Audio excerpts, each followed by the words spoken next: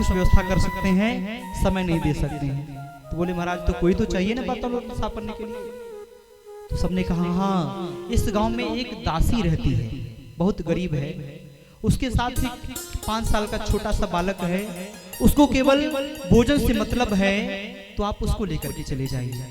दासी से कहा गया, दासी तैयार हो गई, अपने बालक को लेकर के गई। दासी क्या करती, वहां पर झाड़ू पोछा लगाना, बर्तन कुर्तन साफ करना, जो महात्मा जी लोग भोजन थाली में छोड़ देते थे, उस भोजन को निकाल करके अपने 5 साल के बालक को खिलाती थी। और कहा गया है, जैसा खाए अन्न वैसा हो मन। जैसे आप लोग भी कुछ बोलेंगे ना, तो हमको भी लगेगा कि आप लोग जागरूक हैं। जैसा खाए अन्न वैसा हो मन, जैसा हो मन वैसी हो मति, जैसी हो मति वैसी हो रति, जैसी हो रति वैसी हो गति। भोजन का महत्व जीवन में बहुत बड़ा होता है। आप भोजन कैसा कर रहे हैं, किस कमाई का कर रहे हैं। तो महात्मा जी लोगों के जूठन को खाते खाते जो छोटे से बालक है ना, उनका मन भी परमात्मा की तरफ लगने लगा, अपना मन भी परमात्मा जी की तरफ लगने लगा। जब महात्मा जी लोग सत्संग करते तो 5 साल का बालक बहुत ही ध्यान से बैठ करके सुनता, और जब महात्मा जी लोग जब भजन गाते तो छोटा सा बालक भी उस भजन को गुनगुनाता। आप जानते होंगे कि सुख का दिन बहुत जल्दी बीत जाता है और दुख का दिन जल्दी बीतता ही नहीं है। हम कब आए और कब आज 3 दिन बीत गया पता चला ही नहीं। हाँ, आए थे बिल्कुल अनजान, किसी से कोई संपर्क नहीं, और केवल बातचीत हुआ था नितिन बाबू से, और कोई संपर्क नहीं था। आपसे भी फोन पर बात हुआ था, लेकिन मुलाकात किसी से नहीं हुआ था, किसी से नहीं था। यहाँ पर आने के बाद में पूरा एक परिवार मिल गया, आप लोगों के बीच में रहे, तो कोई बड़े भैया हैं, कोई छोटे भैया हैं, कोई सब पूरा परिवार ऐसे मिल गए हैं। तो बताए ना कि सुख का दिन जो होता है बहुत जल्दी बीत जाता है, पता ही नहीं चलता है। मैं बता रहा हूँ, कथा 9 दिन का है ना, 9 दिन कब बीत जाएगा पता चलेगा ही नहीं, ऐसे ऐसे करते करते। क्यों? सुख का समय है, हर्ष और उल्लास का समय है, बहुत जल्दी बीत जाएगा, पता नहीं चलेगा। और दुख का दिन जल्दी बीतता है? नहीं बीतता है। तो कब 4 महीना बीत गया पता चला ही नहीं। महात्मा जी लोग चले थे कहाँ? महात्मा जी लोग चले थे, बोले कि अब मैं जा रहा हूँ, मेरा 4 महीना पूरा हो गया है, मैं जा रहा हूँ तपस्या करने के लिए।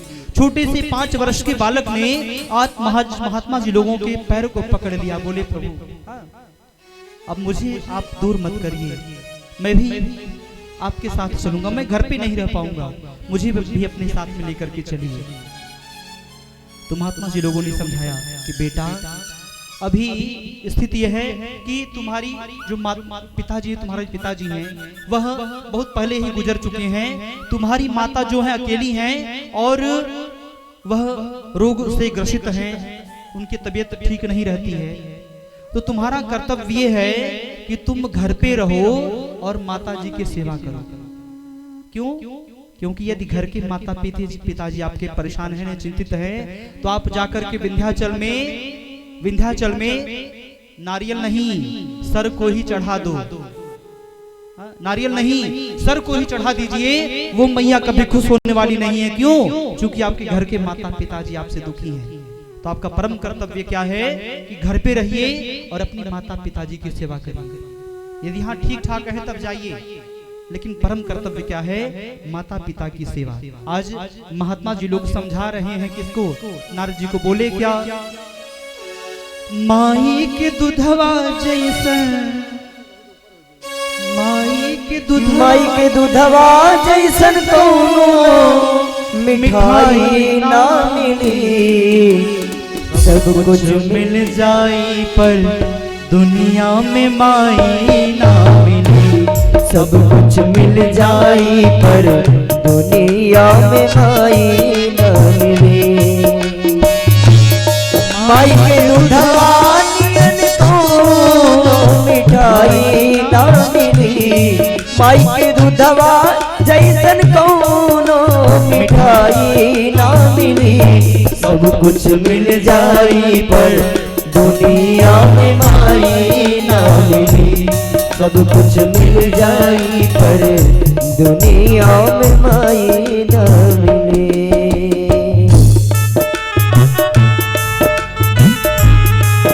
अपने अपने माता पिता की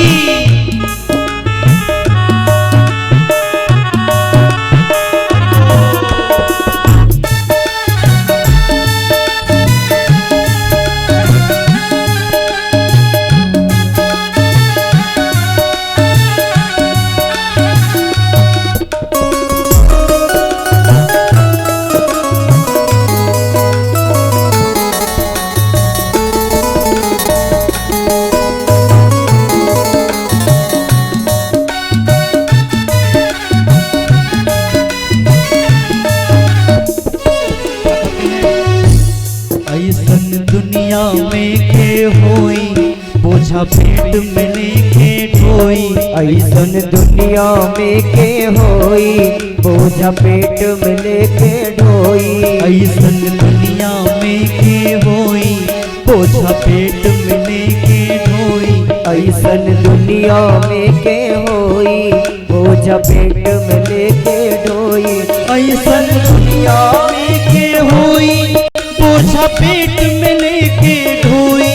ऐसन दुनिया में के होई बोझा पेट में लेके ढोई। और ऐसन करे वाला दूसर के भलाई ना मिली। ऐसन करे वाला दूसर के भलाई ना मिली। सब कुछ मिल जाई पर दुनिया में माई ना मिली। सब कुछ मिल जाई पर दुनिया में माई ना मिली।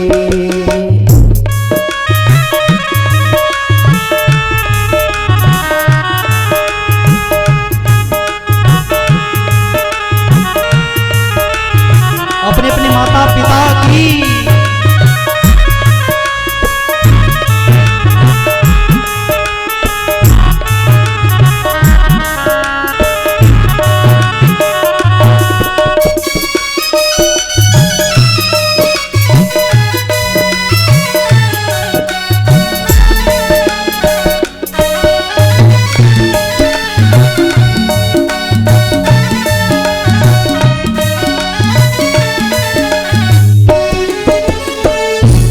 सुख दुख रतिया दिनवा सहली। सुख दुख रतिया दिनवा साली मुख से कबहू कुछ ना कहली।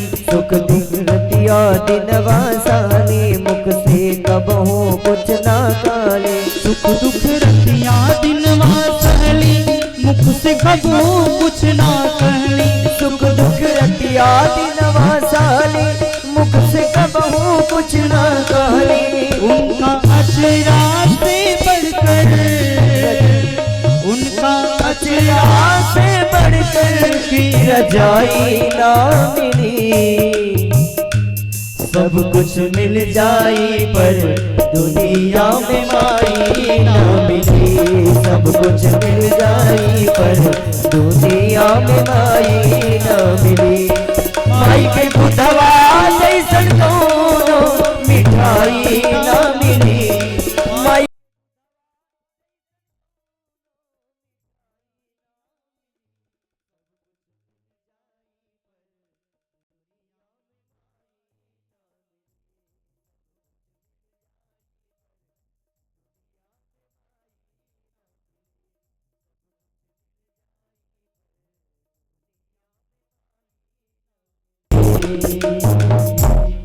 बोले क्या माई के दूधवा जैसन कोनो मिठाई ना मिली। सब कुछ मिल जाई पर दुनिया में माई ना मिली। बोले अपने अपने माता पिता की बोले क्या अभी तुम्हारी माता जी घर पे अकेली है ना, तो तुम्हारा परम कर्तव्य है कि तुम घर पे रहो, माता पिता की सेवा करो। एक बार की बात, एक परिवार था जिसमें पिताजी की मृत्यु बहुत पहले हो गई थी। माता जी ने अपने बालक को, एक ही बालक था, पढ़ा लिखा करके बड़ा किया। पढ़ा लिखा करके बालक को बड़ा किया। बालक बड़ा होकर के बन गया इंजीनियर। क्या बन गया? इंजीनियर। उस बालक ने तमाम लोगों के मुख से सुना क्या कि व्यक्ति कुछ भी कर ले, माता पिता के कर्ज को कोई चुका नहीं सकता है, कभी नहीं चुका सकता है, कुछ भी कर लीजिए आप। सुनते सुनते उसका मन भर गया, उब गया, सुनते सुनते पक गया। सोचा क्या कि मैं किसी का कर्जदार नहीं रहना चाहता हूँ, मैं किसी का कर्जदार नहीं रहना चाहता हूँ। तो क्या किया, 10 लाख रुपया, क्योंकि घर पे रहता नहीं था, बाहर कमाता था, हो गया था इंजीनियर, पढ़ लिख करके बाहर रहता था। 7 साल बाद जब ये सुनते सुनते ऊब गया कि माता पिता के कर्ज से कभी कोई ऋण नहीं हो सकता है, तो क्या किया, 10 लाख रुपया रखा सूटकेस में और पहुंच गया घर पे। 7 साल बाद बोला, मैया मैंने सुना है बहुत लोगों के मुख से कि कोई कुछ भी कर ले, माता पिता के कर्ज को कोई कभी चुका नहीं सकता है। तो मैया मैं किसी का कर्जदार रहना चाहता ही नहीं हूँ, तो बताओ हम तुमको कितना रुपया दे दें, हम कितना रुपया दे दें कि तुम्हारा सारा का सारा कर्ज चुक जाए? बताओ, 10 लाख रुपया लाया हूँ, कह दो तो और दे दें, तुम्हारा हम कर्जा नहीं रहना चाहते हैं। मैया ने कहा, ये बेटा ऐसा है, मैं बूढ़ी हो गई हूँ, रुपया पैसा लेकर के क्या करूंगी? 7 साल हो गया है, तुम घर से बाहर गए हो, उसके बाद दोबारा कभी आए ही नहीं हो। तो ऐसा है, मात्र 10 दिन घर पे रुक जाओ और मुझे कुछ चाहिए नहीं। हाँ, 10 दिन रुक जाओ घर पे। बोला ठीक है, रुक जाता हूँ। घर पे रुका, ठंडी का महीना था, रात में सोया। मैया ने क्या किया, उस सोते हुए बालक के बगल में बिस्तर पर ही 1 गिलास पानी ले जाकर के डाल दिया। बालक किसी तरह से रात भर सोया। सुबह होते ही चिल्ला पड़ा, अरे मैया मेरे बिस्तर पर पानी किसने डाल दिया? जानती हो मैं जहाँ रहता हूँ शहर में, वहां पर रूम हीटर अर्थात कमरा गर्म करने वाला वह लगा करके सोता हूँ, कमरा गर्म रहता है। यहाँ पर आए जब तो बहुत लोगों के मुंह से हम सुने कि महाराज यहाँ पानी बहुत ठंडा होता है, पानी गर्म कर देंगे तब नहाइएगा। आपके यहाँ भी गए थे, तो ये भाव है, प्रेम है, सम्मान करता हूँ मैं ऐसे प्रेम और भाव का।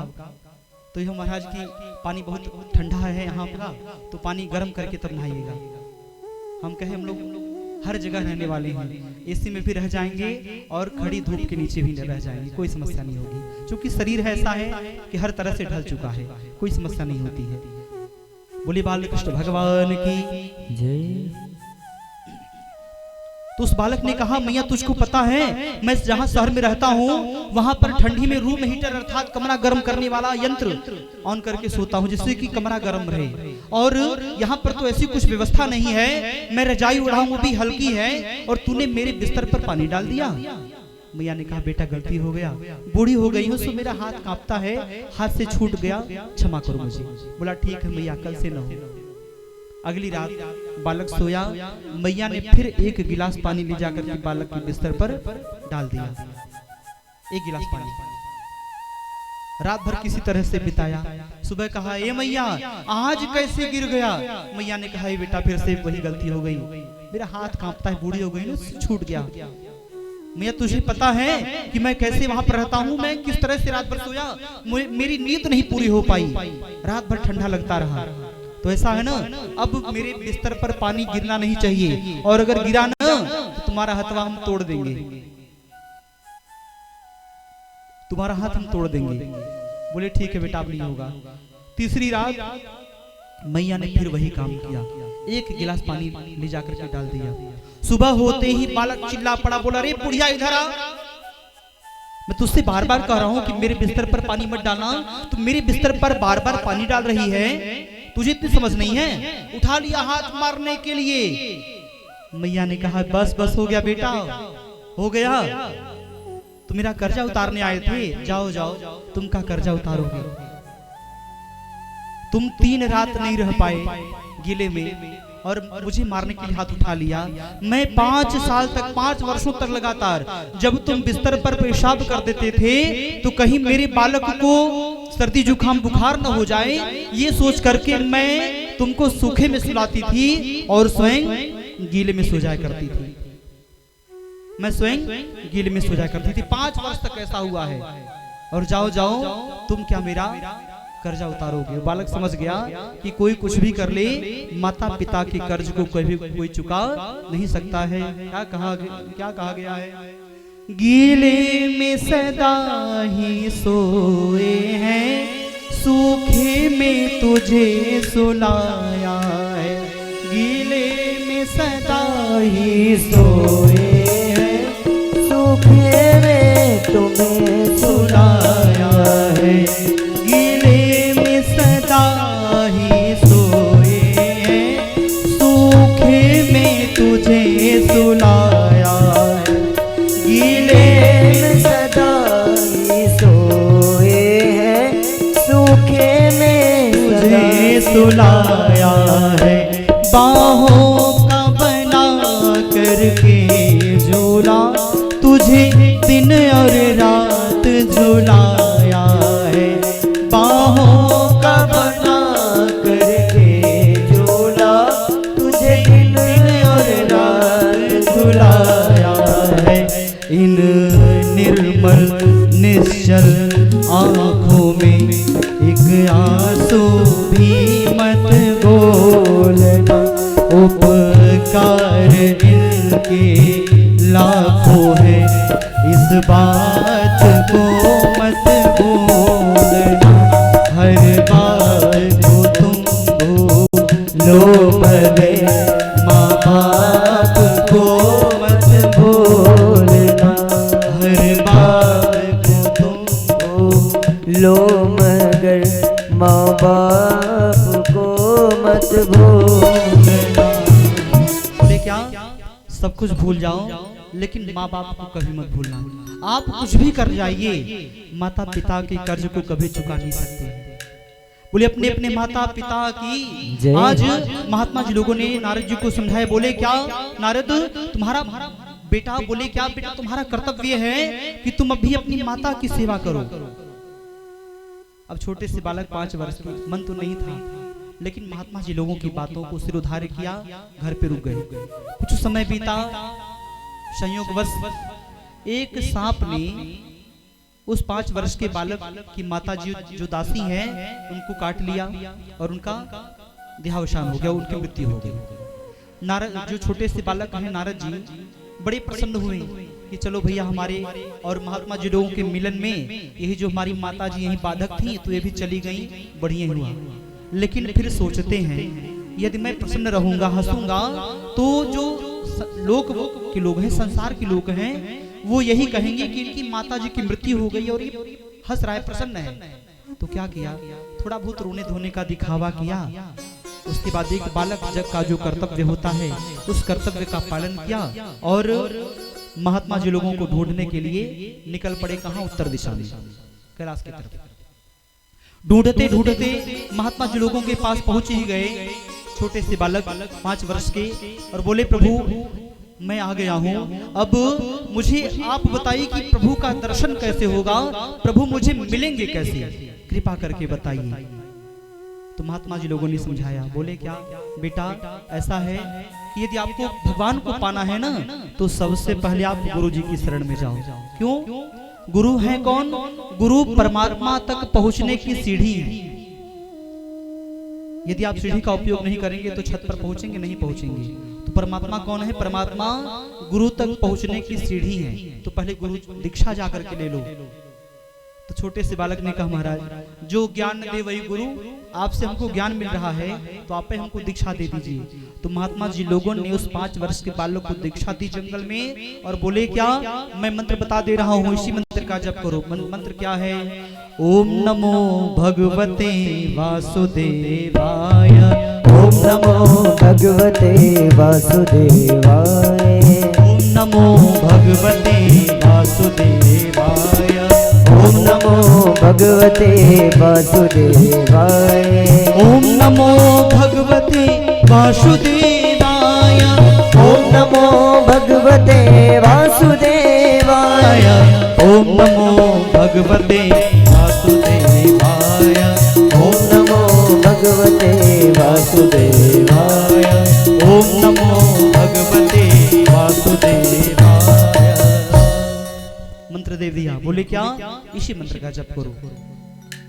अब छोटे से बालक 5 वर्ष के क्या किए? एक वृक्ष के नीचे बैठे, पीपल के वृक्ष नीचे बैठे और बैठ करके अपने नेत्रों को बंद किया। और महात्मा जी लोगों ने जैसा बताया था कि नेत्रों को बंद करके अपने हृदय में ही परमात्मा को देखना है, परमात्मा का ध्यान करना है और उसी मंत्र का जप करना है। छोटे से बालक नारद जी लगातार उस मंत्र का जप किए जा रहे हैं, करते करते कई वर्ष बीत गया। भगवान की छवि नारद जी को अपने हृदय में ही दिखाई पड़ने लगी। उस छवि को देखे जा रहे हैं भाव से, ओम नमो भगवते वासुदेवाय। इस प्रकार से आराम आराम से भगवान का जप किए जा रहे हैं। जप करते करते बहुत समय बीत गया। एकाएक क्या हुआ? नारद जी के हृदय से भगवान की छवि गायब हो गई। भगवान की छवि गायब हो गई। अब नारद जी बार बार प्रयास किए, छोटे से बालक 5 वर्ष के हैं, प्रयास किए कि मुझे परमात्मा का दर्शन फिर से हो जाए, फिर से मैं प्रभु को ध्यान करूं और फिर से मैं कीर्तन प्रारंभ करूं, फिर से मैं जब प्रारंभ करूं। लेकिन भगवान का दर्शन हो नहीं रहा है, फिर से भगवान नहीं दिख रहे। कैसे? जिस प्रकार से हम लोग सपने में जैसे ही नोटों से भरा हुआ बैग मिलने वाला होता है, इतने में नींद टूट जाता है, नींद ही टूट जाता है। बार बार सोचते हैं कि सो करके उसके आगे का देख लें, न जानकारी में कम से कम नींद में ही नोटों से भरा हुआ बैग हम पा जाएं, लेकिन उसके आगे का सपना देख पाते हैं? नहीं देख पाते हैं, बार बार प्रयास करने पर भी। तो आज 5 वर्ष के बालक नारद जी बार बार प्रयास कर रहे हैं कि मैं उसके आगे का देख लूं, मुझे परमात्मा का दर्शन हो जाए, लेकिन परमात्मा देखने वाले नहीं हैं। चिंतित हो गए, विचार किया कि मैं स्वयं को ही समाप्त कर लूंगा। समाप्त करने वाले थे, इतने में आकाशवाणी हो गया। बोले क्या? अरे बालक, तुम्हें क्या कर रहे हो? इसका ऐसा काम मत करो। इस जन्म में, इस जीवन में तुम सदैव इसी नाम का जप करते रहो और नारायण नारायण शब्द का उच्चारण करते रहो, भजन कीर्तन गाते रहो और विश्वास रखो, अब की बार जब तुम शरीर छोड़ोगे तब ब्रह्मा जी की गोद से उत्पन्न होगे और नारद बन करके तब तुमसे मुझे कोई दूर नहीं कर पाएगा। तो वो कौन हुए? जब शरीर को छोड़े अगले जन्म में ब्रह्मा जी की गोद से उत्पन्न हुए। कौन? नारद जी। बोले देवर्षि नारद भगवान की जय, बोले बालकृष्ण भगवान की जय। इस प्रकार से नारद जी का पूर्व वृत्तांत बताया है। श्री कृष्ण गोविंद हरे मुरारे, हे नाथ नारायण वासुदेवा। श्री कृष्ण गोविंद हरे मुरारी, हे नाथ नारायण वासुदेवा। श्री कृष्ण गोविंद हरे मुरारे, हे नाथ नारायण वासुदेवा। श्री कृष्ण गोविंद हरे मुरारी, हे नाथ नारायण वासुदेवा। बोले बालकृष्ण भगवान की जय। नारद जी अगले जन्म में क्या हुए? ब्रह्मा जी के गोद से उत्पन्न हुए और अब की बार वो जहां चाहते हैं वहां पहुंच जाते हैं। प्रभु की असीम कृपा हुई, असीम भक्ति प्राप्त हो गई। तो नारद जी ने अपने पूर्व जन्म के बारे में बताया, किसको? व्यास भगवान को। बोले बालकृष्ण भगवान की। पुनः प्रश्न किया है शौनक जी ने सूत जी महाराज से। बोले महाराज कृपा करके अब ये बताइए कि जिन्होंने पहली बार कथा को श्रवण किया था महाराज परीक्षित, कृपा करके उनके बारे में बताइए, उनके कुल के बारे में बताइए कि कैसे कैसे क्या क्या हुआ था। तो बताना प्रारंभ करते हैं कुछ महाभारत का अंश। बोले क्या? उस समय की बात है। कौन बता रहे हैं? सूत जी महाराज बता रहे हैं। किसको? शौनक आदि 88 जन महात्माओं को। उस समय की बात है जब महाभारत का युद्ध विराम हो गया था, युद्ध समाप्त हो गया था। कौरव 100 भाई, जिसमें से 99 की मृत्यु हो चुकी है, एक बचा है। कौन? दुर्योधन, और उसका भी जंघा टूटा हुआ है भीम की गदा के प्रहार से, जंघा टूटा हुआ है। तमाम चील कौवे आकाश में मंडरा रहे हैं, लाशों को नोच नोच करके खा रहे हैं, और उस दुर्योधन की तरफ भी ऐसे जा रहे हैं नोच के खाने के लिए। दुर्योधन किसी प्रकार से ऐसे हाथ से स्वयं को बचा रहा है। ऐसी स्थिति उस समय क्या हुआ, उनके गुरुजी थे द्रोणाचार्य, द्रोणाचार्य जी के पुत्र अश्वत्थामा मार्ग से निकले। अश्वत्थामा, और जैसे ही मित्र को देखा, अश्वत्थामा को देखा, तुरंत बुलाया, अरे मित्र। अश्वत्थामा आया, बोला मित्र तुम्हारी ऐसी स्थिति, यदि कोई सामान्य व्यक्ति होता ऐसी स्थिति में तो उसका प्राण निकल गया होता। इस निर्जन क्षेत्र में, स्थान में, जहां चारों तरफ लाशें ही लाशें हो, तुम अकेले बचे हुए हो, तुम्हारा प्राण तो हो जाता। तो ये बताओ तुम्हारे प्राण क्यों नहीं निकल रहे हैं, तुम किस बात को लेकर के चिंतित हो, क्यों परेशान हो। तब उस दुर्योधन ने कहा, पापी तो था ही, बोला क्या कि मुझे इस बात की चिंता नहीं है कि हम 100 भाई थे, 99 मर गए हैं, मैं भी मरने वाला हूं। मुझे चिंता तो इस बात की है कि जो पांडव थे वो 5 थे और आज भी 5 हैं, कोई मरबे नहीं किया है, 5 के 5 जिंदा हैं। दुष्ट व्यक्ति मरण सैया पर पड़ा हुआ है, लेकिन तब भी वह दूसरे की बुराई की सोच रहा है, दूसरे का अनभल सोच रहा है। दुष्ट व्यक्ति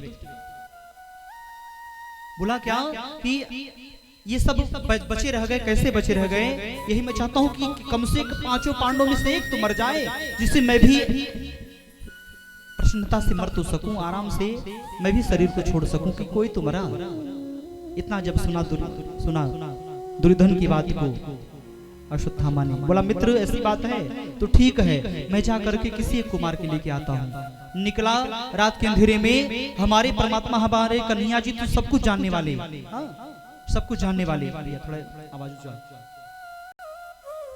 हमारे परमात्मा जी सब कुछ जानने वाले। क्या किया, आज 5 पांडवों को अपने महल में बुला लिया। क्यों, बोले कि हम लोग महाभारत का युद्ध जीत गए हैं, तो जीतने की खुशी में उत्सव मनाया जाए, पार्टी मनाया जाए।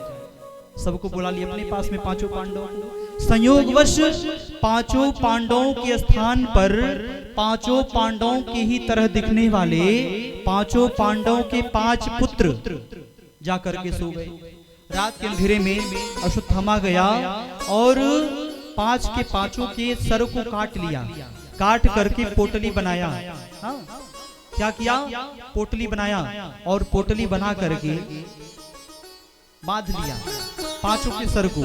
बड़ा ही प्रसन्न मुद्रा में, प्रसन्नता से पहुंच गया कहां, मित्र के पास में, दुर्योधन के पास। बोला मित्र तुमने कहा था कि एक को मार करके ले आओ, मैंने 5 के 5 पांडवों को मार दिया, ऐसे एक सर उठा करके दिया, ये सर है युधिष्ठिर का। बड़ा प्रसन्न हुआ दुर्योधन, सर को हाथ में लिया, ऐसे मुख देख रहा है, हाथ से दबाया, सर को फोड़ दिया। बड़ा प्रसन्न हुआ, उस रक्त को अपने शरीर में लगा लिया। दूसरा सर उठा करके दिया, बोला कि ये सर है अर्जुन का, उठा करके सर को हाथ में लिया, दबा दिया, फूट गया। बड़ा प्रसन्न हुआ। तीसरा सर दिया, बोला कि ये सर है किसका, ये सर है भीम का। और जैसे ही हाथ में उठाया, सर को दबाया, फूट गया। कथा, अरे मित्र भीमसेन का सर इतनी आसानी से फूटने वाला नहीं है। मुझे लगता है कि तुमने 5 पांडवों को नहीं, बल्कि 5 पांडवों के 5 पुत्रों को तुमने मार दिया है। तुमने तो घोर पाप किया है। अभी तक तो मेरे कुल खानदान में कोई पिंडा पानी देने के लिए बचा रहता है, तुमने तो मेरे पूरे कुल खानदान को ही समाप्त कर दिया, किसी को पिंडा पानी देने के लिए तक नहीं छोड़ा। तुमने तो घोर पाप किया है। यह कहते कहते दुर्योधन का प्राणांत तो हो गया। बोले बालकृष्ण भगवान की जय। अब सोचिए, जो माता रात के समय सोने से पहले अपने बच्चों के माथे को चूम करके गई हो, सुबह जाए तो देखे सर है ही नहीं, 5 के 5 मरे पड़े हो, तो उस माँ पर क्या बीतेगी। द्रौपदी मैया गई, रोना प्रारंभ कर दिया, विलाप करना प्रारंभ किया। जिनको जिनको पता चला, दुर्योधन आए, बोले मुझे, अर्जुन आए, बोले मुझे मिल जाए तो मैं छोड़ूंगा नहीं। भीम आए, मुझे मिल जाए मैं छोड़ूंगा नहीं। युधिष्ठिर आए, मुझे मिल जाए मेरे बालकों का हत्यारा, मैं छोड़ूंगा नहीं। अर्जुन ने तुरंत ही प्रतिज्ञा कर लिया कि मैं गांडीवधारी अर्जुन प्रतिज्ञा करता हूँ कि जब तक मैं अपने मरे हुए बालकों के हत्यारे को नहीं मार देता हूँ, मैं अन्न जल ग्रहण नहीं करूंगा, मैं अन्न जल ग्रहण नहीं करूंगा। प्रतिज्ञा कर लिया, हमारे परमात्मा की तरफ देखा। भगवान कृष्ण तो सब कुछ जानने वाले हैं, भगवान कृष्ण सब कुछ जानने वाले हैं। क्या किया? आज मन की गति से चलने वाली रथ पर बैठाया। अब मन की गति जान लीजिए क्या है। बैठे हैं यहाँ पर, नेत्र को बंद किया, पहुंच गए कहाँ? आंध्र प्रदेश में तिरुपति बालाजी मंदिर में भगवान का दर्शन हो रहा है। अब मन को तिरुपति बालाजी पहुंचने में जितना समय लगा, यही मन की गति। तो जो रथ हैं वो मन की गति से भी तेज चलने वाले हैं। पलक झपकते ही पहुंच गए अश्वत्थामा के पीछे। अश्वत्थामा लगा भागने अपने इस बचाने के लिए, और तमाम धनुष बाण चलाना प्रारंभ कर दिया, तीर चलाना प्रारंभ कर दिया। अर्जुन ने सारे तीर को काट दिया। अब अश्वत्थामा ने स्वयं को बचाने के लिए ब्रह्मास्त्र का उपयोग कर दिया। ध्यान दीजिएगा, अश्वत्थामा के पिता कौन थे? द्रोणाचार्य, गुरुजी। वह द्रोणाचार्य जी शिक्षा दिए थे अश्वत्थामा को भी और अर्जुन को भी। जानते थे कि मेरे बालक के पास योग्यता कम है, इसीलिए अपने बालकों को पूरा नहीं बताया था, अधूरा बताया था। आजकल का समय है तो कहेंगे हमारा लड़का है तो उसको कुछ ज्यादा बताया जाए, लेकिन नहीं, शिक्षा उसको देनी चाहिए जो उसको ग्रहण करने के योग्य हो। पहले के समय से पता चलता है, लेकिन आजकल क्या है भैया, यूजीसी कानून ला दिए हैं। कितना भी पढ़िए, कितना भी पढ़ाई करिए आप, यहाँ लोग तैयारी करते करते 95% में नहीं हो रहे हैं, और वहाँ 40% ला करके अधिकारी बन जा रहे हैं। बोले बालकृष्ण भगवान की। ऐसी मानसिकता, छोटी मानसिकता। एक ही विद्यालय में पढ़ने वाले हैं। अब आप ये सोचिए कि घोड़े को हराने के लिए उसके पैर में रस्सी बांध दिया जा रहा है, गधे को जिताने के लिए। और आज जितने लोग ये नियम लाए हैं ना, उनसे कह दीजिए कि आपका ऑपरेशन करवाना हो तो बताइए, जो 40% लेकर के जो डॉक्टर बना हुआ है उससे करवाएंगे कि किसी और से करवाएंगे? वो खुद अपना ऑपरेशन 40% वाले से नहीं करवाएगा, वो 195 वाले से करवाएगा। बोले बालकृष्ण भगवान की। लेकिन ऐसा वोट क्या की राजनीति है, कहां तक बोला जाए। आज क्या हुआ? आज अश्वत्थामा ने स्वयं को बचाने के लिए आज चला दिया क्या? ब्रह्मास्त्र। अब अश्वत्थामा को केवल ब्रह्मास्त्र को चलाना आता था, वापस करना नहीं आता था। अर्जुन का शरीर लगा जलने। अर्जुन ने कहा, अरे प्रभु ये मेरे साथ क्या हो रहा है, मुझे बचाइए। भगवान कृष्ण ने कहा, मैं भी नहीं बचा सकता हूं ब्रह्मास्त्र से, ब्रह्मास्त्र का काट केवल ब्रह्मास्त्र ही है। तब अर्जुन ने क्या किया? ब्रह्मास्त्र को छोड़ दिया, अपने ब्रह्मास्त्र को। अर्जुन के ब्रह्मास्त्र के प्रभाव से अश्वत्थामा के द्वारा चला गया ब्रह्मास्त्र वापस हो गया। बोले बालकृष्ण भगवान की। जिस प्रकार से एक बाज पक्षी झपट करके सर्प को पकड़ लेता है, चोंच में दबा लेता है, उसी प्रकार से आज अर्जुन रथ से कूदे हैं और कूद करके पकड़ लिया किसको? अश्वत्थामा को बंधक बना लिया और लेके चले कहां? अपनी पत्नी के पास। बोले कि मारूंगा, अपनी पत्नी के सामने मारूंगा। और जैसे ही द्रौपदी मैया ने देखा, अच्छा मैया ये बताइए, यदि बच्चों का हत्यारा, बच्चों को मारने वाला सामने आ जाए तो क्या कोई माँ उसको छोड़ेगी? कोई माँ उसको छोड़ेगी? नहीं छोड़ेगी। लेकिन धन्य है द्रौपदी मैया।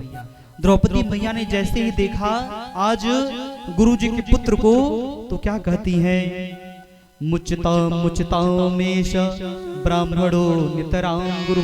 छोड़ दो, ये तो गुरु जी हैं, गुरु जी के पुत्र हैं और ब्राह्मण हैं, इनको मारना नहीं है। अर्जुन ने कहा, ये देखो, हमने प्रतिज्ञा कर लिया है कि जब तक मैं अपने बालकों के हत्यारे को नहीं मार देता हूं, मैं जल ग्रहण नहीं करूंगा। मेरी पत्नी कह रही छोड़ दो, अब करें तो क्या करें? जितने लोग थे सबसे बारी बारी जाकर के पूछा कि क्या किया जाए। मेरी पत्नी कह रही है छोड़ दो, और मैंने प्रतिज्ञा कर लिया है कि मैं मारूंगा, करूं तो क्या करूं? सबके पास में गए, किसी के पास उत्तर नहीं मिला। हमारे कन्हैया जी दूर खड़े हैं, सोच रहे हैं भैया कोई आकर के हमसे पूछे तब तो बताएं, होना भी ये चाहिए। जब कोई राय मांगे तभी राय देनी चाहिए। यदि बिना मांगे आप राय देंगे आपका महत्व कम हो जाएगा। तो जब तक कोई व्यक्ति आपसे न पूछे तब तक उसको राय भी नहीं देना चाहिए। यदि आप अपना महत्व बचाए रखना चाहते हैं तो हमारे कन्हैया जी दूर खड़े हैं, सोच रहे हैं भैया कोई आके पूछे तो सही। जब कहीं से उत्तर नहीं मिला तो पहुंच गए अर्जुन कहाँ, कन्हैया जी के पास में। बोले बताइए ऐसी ऐसी स्थिति है, क्या किया जाए। कन्हैया जी ने कहा, क्या कहा, ब्रह्म बंधुर न हन्तव्य आतताई बधारण मयैवो भयमानातम परिपाह्यनुशासनम। बोले क्या, ब्रह्म बंधुर न हन्तव्य, ब्राह्मण को कभी मारना नहीं चाहिए, और आतताई अर्थात जो घोर पाप किया हो उसको कभी छोड़ना नहीं चाहिए। अर्जुन ने कहा महाराज एक तरफ कह रहे हैं कि ब्राह्मण है मारना नहीं है, दूसरी तरफ कह रहे हैं इसने घोर पाप किया इसको छोड़ना नहीं है। हम तो आए थे आपके पास में, कुछ आप उचित हमको राय देंगे, लेकिन आप तो हमको और ज्यादा उलझा दिए। हम करें तो क्या करें, हम क्या करें आप बताइए।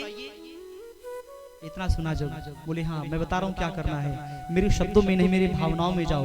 अर्जुन समझ गए बात को।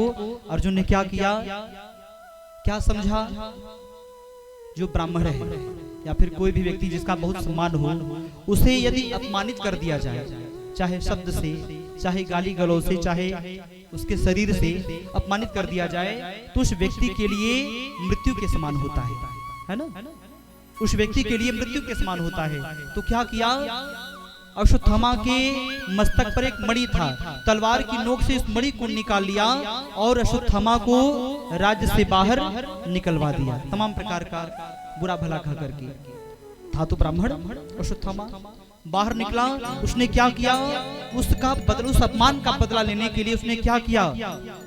अर्जुन के पुत्र थे अभिमन्यु, अभिमन्यु की पत्नी है उत्तरा, उत्तरा उस समय गर्भवती थी। अर्थात जो पांचों पांडवों का जो आखिरी वंशज था वह उत्तरा के गर्भ में पल रहा था। उसने क्या किया, उस ब्रह्मास्त्र को उत्तरा के गर्भ में छोड़ दिया। उत्तरा का गर्भ लगा जलने, उत्तरा दौड़ी दौड़ी पहुंच गई भगवान कृष्ण जी के पास में, बोली प्रभु प्रभु पाहि पाहि महायोगी देव देव जगत्पते नान्यं त्वद्भयं पश्ये यत्र मृत्युः परस्परं पाहि मां प्रभु। मेरे गर्भ की रक्षा करिए, मेरी नहीं मेरे गर्भ की रक्षा करिए। हमारे कन्हैया जी तो सब कुछ जानने वाले, नेत्र को बंद किया, सारा हाल पता चल गया। क्या किए, अपना एक अंगूठी मात्र का अंश निकाला। हाँ क्या किए, अपना एक अंगूठी मात्र का अंश निकाला और उत्तरा मैया के गर्भ में प्रविष्ट हो गए। बोले बालकृष्ण भगवान की जय। उत्तरा मैया के गर्भ में प्रविष्ट हो गए और जैसे जीव अंदर पल रहा है ना, उसके चारों तरफ ऐसे घूमने लगे। अब कन्हैया जी बोले कि अब मैं चलना चाहता हूँ। उत्तरा का गर्भ तो रुक गया, उसकी रक्षा हो गई। अब मैं जा रहा हूँ अपने नगर को। युधिष्ठिर ने कहा प्रभु आप जा रहे हैं तो हमको भी आप कुछ दे दीजिए, हाँ कुछ वरदान दे दीजिए। भगवान ने कहा बताओ अर्जुन, बताओ युधिष्ठिर तुमको क्या चाहिए। युधिष्ठिर जी ने कहा महाराज हमको आप वरदान दे दीजिए कि हम सदैव सच बोले, हमारे मुख से कभी असत्य भाषण, कभी झूठ निकले ही ना। हाँ हमको आप वरदान दे दीजिए कि मैं सदैव सत्य बोलूं। बोले ठीक है, आशीर्वाद दे दिया। भीम ने कहा महाराज हमको वरदान दे दीजिए कि हम जो खाएं सो पच जाए, ये नहीं कहा हम खूब खाएं। अब यदि ये कह दे कि हम खूब खाएं और पचबे नहीं करे तो शरीर में कुछ लगेगा नहीं। तो भीम ने कहा हम जो खाएं सो पच जाए, तो यदि ज्यादा खाएंगे तो भी पच जाएगा तो शरीर बनेगा। तो भीम ने कहा महाराज हम जो खाएं सो पच जाए। सब के सब कुछ न कुछ मांग रहे हैं। इतने में क्या हुआ, पहुंच गई कुंती मैया। कुंती मैया आई, बोली क्या, ए कन्हैया, ए प्रभु आप मैं देख रही हूँ सबको सब कुछ दे रहे हो, हमको भी कुछ दे दो। इतना देखा जब कुंती मैया को बोलते हुए हमारे कन्हैया जी ने, तो बड़े प्रेम से बोले क्या बुआ, अरे आपको क्या चाहिए, आपको किस बात की कमी, आपको क्या चाहिए। तो कुंती मैया ने कहा बुआ बुआ कह करके हमको बहुत ठगे हो, अभी तक हमको बुआ बुआ कह करके बहुत ठगे हो, अब तुम्हारा ये सब नहीं चलेगा। मैं आज तुमसे कुछ मांगने आई हूँ, मुझे पता चल गया है कि तुम पिता परमेश्वर हो, आज मुझे कुछ दे दो। बोले हाँ बताओ तुमको हम क्या दे दें, क्या चाहिए तुमको? बुआ अच्छा यहाँ भगवान आ जाएं और यदि पूछ लें कि क्या चाहिए तो लिस्ट इतनी लंबी हो जाएगी कि भगवान भी सोच में पड़ जाएंगे कि क्या दें क्या न दें। मांगने वाले भी जहां तक जिसकी सोच होती है, पहुंच होती है, लोग वहीं तक मांगते हैं। ऐसे क्या हुआ कि 3 लोग तपस्या किए भगवान की, 3 लोग भगवान की तपस्या किए, भगवान प्रसन्न हुए। भगवान ने वरदान मांगने के लिए कहा तो पहले वाले ने कहा कि प्रभु हमको वरदान दे दीजिए कि बलरामपुर में जितना सोना चांदी है सब हमारा हो जाए, सब हमको मिल जाए। बोले ठीक है तथास्तु। दूसरे का नंबर आया, दूसरा वाला और ज्यादा बुद्धिमान था, बोला प्रभु जितना बगल वाले को दिया है ना उसका दुगुना हमको मिल जाए, उसका 2 गुना हमको मिल जाए। भगवान ने कहा ठीक है तथास्तु। बारी आई तीसरे की, तीसरे वाले ने कहा महाराज प्रभु सब कुछ आप मत करिए, कुछ हमको भी करने दीजिए, आप खाली ये बता दीजिए कि सारा सोना चांदी रखा कहाँ है, बाकी सारा काम हम खुद ही कर लेंगे। बोले बालकृष्ण भगवान की कहने का तात्पर्य जिसकी बुद्धि जहां तक जाती है लोग वहीं तक मांग पाते हैं। आज कुंती मैया क्या प्रभु से मांग रही है, परमात्मा से क्या मांग रही हैं कि प्रभु यदि आप मुझे कुछ देना चाहते हैं तो मुझको आप दुख दीजिए। क्या दीजिए? दुख दीजिए। भला दुख कोई मांगता है? नहीं। इतना जब सुना कन्हैया जी ने बोले बुआ तुमने जब से जन्म लिया है तब से तुमको दुख है, दुख मिल रहा है, अभी भी तुम्हारा दुख से पेट नहीं भरा है, तुम्हारा अभी तक दुख से पेट नहीं भरा है। तो कुंती मैया ने कहा कि ऐसा है जब दुख आता है ना तो आपकी याद आती है। आपने देखा होगा जब पैर में चोट लगता है ना तो लोग कहते हैं भगवान, भगवान को याद करते हैं। तो कुंती मैया ने कहा कि जब दुख आता है लोगों के जीवन में तब लोग आपको याद करते हैं। और मैंने सुना है कि जब लोगों को सुख प्राप्त होता है, सुख मिलता है तो लोग आपको भूल जाते हैं। कहा गया है कि दुख में सुमिरन सब करे, सुख में करे न को, जो सुख में सुमिरन करे तो दुख काहे को। बोले क्या? दुख में तो सब लोग प्रभु को याद करते हैं, सुख में कोई याद नहीं याद करता है। यदि सुख में भी परमात्मा को याद किया जाए तो दुख कभी आएगा नहीं आएगा। तो कुंती मैया ने कहा प्रभु आप मुझे कुछ देना चाहते हैं तो मुझे दुख दीजिए। क्यों? मैं जो कुछ पाती हूँ सब आपकी कृपा, आपका प्रसाद, आपका आशीर्वाद समझ करके लेती हूँ। हमको आपको भी यही करना चाहिए, जो कुछ मिल रहा है ना प्रभु की कृपा मान करके उसको ग्रहण करना चाहिए, चाहे सुख हो चाहे दुख हो। क्या कहना चाहिए? मेरा आपकी कृपा से सब काम हो रहा है, मेरा आपकी कृपा से सब काम हो रहा है, मेरा आपकी कृपा से सब काम हो रहा है, मेरा आपकी कृपा से सब काम हो रहा है।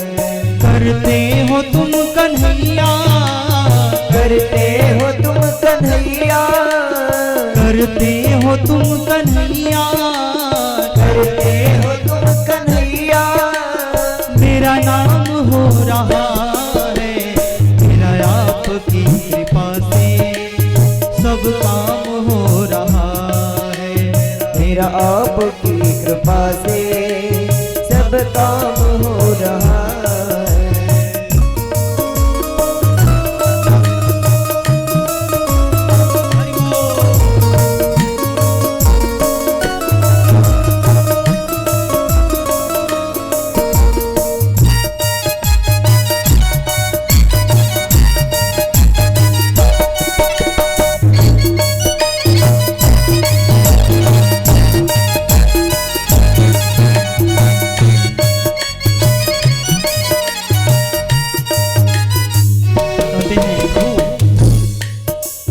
पतवार के बिना ही मेरी नाव चल रही है, पतवार के बिना ही मेरी नाव चल रही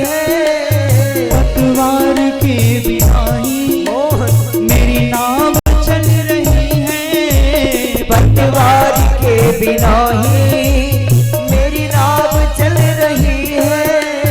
हैरान है जमाना मंजिल भी मिल रही है। हैरान है जमाना मंजिल भी मिल रही है।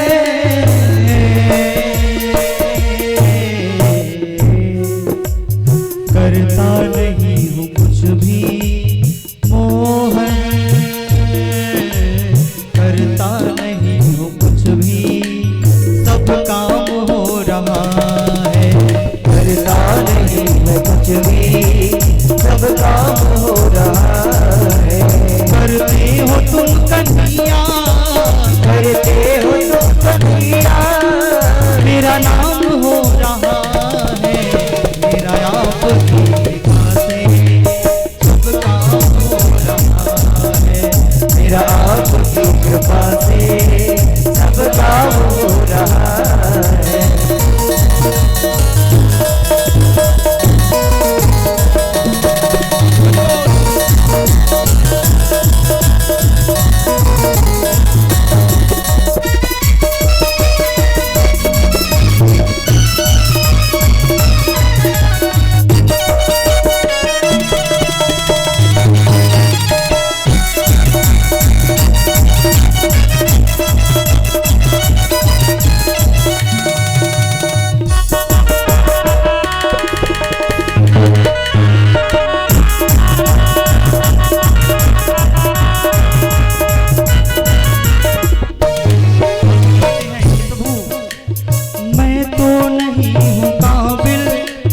तेरा पार कैसे पाऊं। मैं तो नहीं हूँ काबिल, तेरा पार कैसे पाऊं।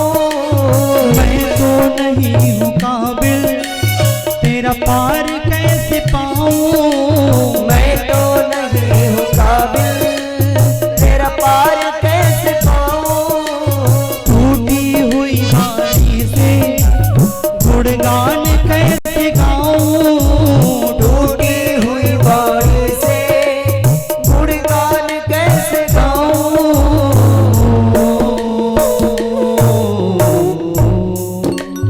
तुम्हारी प्रेरणा से मोहन, तुम्हारी प्रेरणा से ये कमाल हो रहा है। तेरी प्रेरणा से ये कमाल हो रहा है।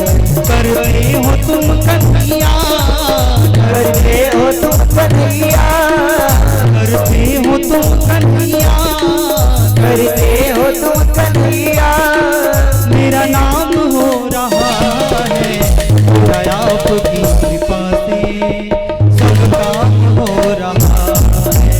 मेरा आपकी कृपा से सब काम हो रहा है।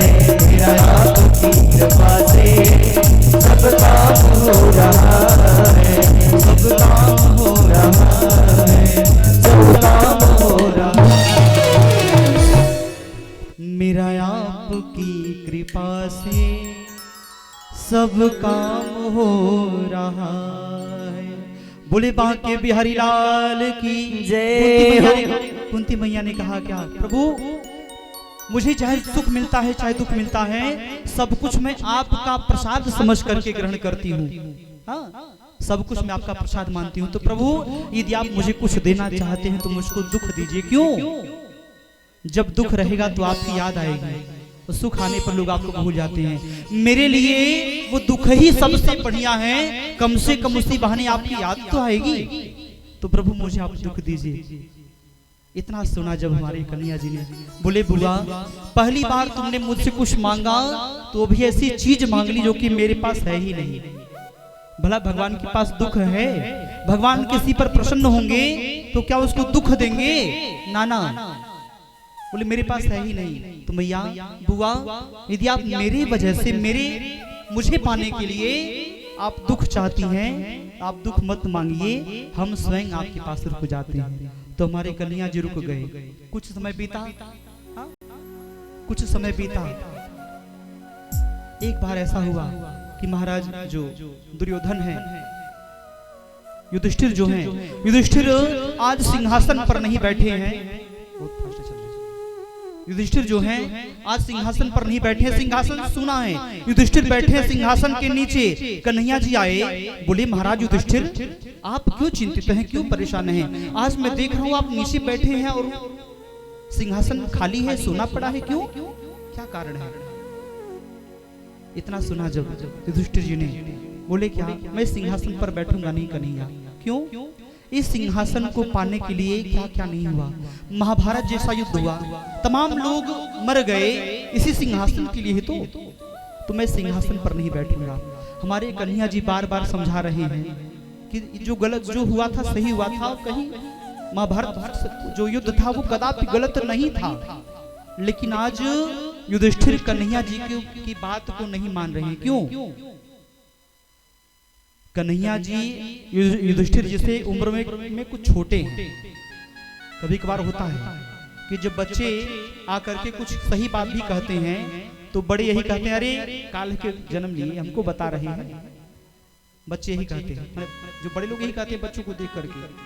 तो हमारी कन्हैया जी समझ गए कि मैं युधिष्ठिर से उम्र में छोटा हूँ, इनको समझा रहा हूँ, इसलिए मेरी बात को नहीं मान रहे हैं। तो कोई पकी दाढ़ी वाला इस बात को कहेगा, समझाएगा तो ये निश्चित ही समझ जाएंगे। तो क्या किए, आज पांचों पांडवों को, कुंती मैया को, द्रौपदी जी को, सबको लेकर के हमारे कन्हैया जी पहुंच गए हैं। कहाँ? भीष्म पितामह जी के पास में, जो कि बाणों की सैया पर लेटे हैं। पहुंच गए, सबके सब सामने खड़े हैं। हमारे कन्हैया जी थोड़ा सर के पास में हैं। भीष्म बाबा ने ऐसे नेत्रों को खोला, सबको देखा, बोले अरे वो कन्हैया नहीं आया क्या? कन्हैया जी ने कहा आया हूँ पापा। आए, प्रणाम किए, मन ही मन प्रणाम हुआ। हमारे कन्हैया जी ने कहा भीष्म बाबा आप जो युधिष्ठिर जी हैं इनको आप धर्म के बारे में बता दीजिए कि धर्म कहते किसे हैं, धर्म होता क्या है। तो भीष्म बाबा आज सबको धर्म की बात बता रहे हैं। बोले क्या? दान धर्मान राज धर्मान मोक्ष धर्मान विभागसः स्त्री धर्मान भगवत धर्मान समासव्यास योगतः। बोले क्या? दान का धर्म क्या है, किसको दान देना चाहिए, राजा का धर्म क्या है, स्त्री का धर्म क्या है। धर्म की बात बता ही रहे थे, इतने में क्या हुआ, द्रौपदी जी हंस पड़ी। द्रौपदी जी गई थी ना, हंस पड़ी। बोलिए बाबा आपका धर्म उस समय कहा था जब बीच सभा में दुशासन मेरी साड़ी को खींच रहा था। दुर्योधन ने कह दिया था कि द्रौपदी को निर्वस्त्र करके मेरी जांग पर बिठाओ, और दुर्योधन बीच सभा में मुझे निर्वस्त्र करने के लिए मेरी साड़ी को खींच रहा था।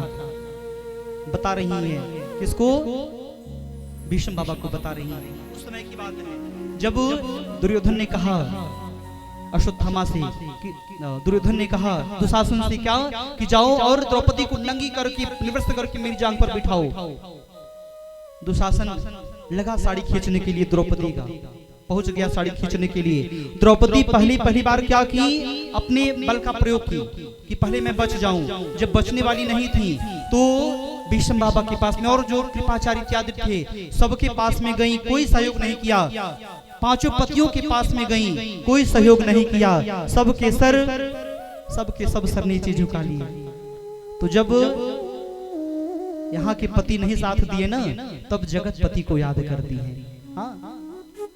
जब ये पांचों पति सहयोग नहीं किए तब जगत पति को याद करती हैं। और क्या की, जो साड़ी की पल्लू पकड़ी थी ना उसको छोड़ दी और बोली क्या, खींच दुशासन जोर लगाई के पैर हमार जो ओ सुन पई है।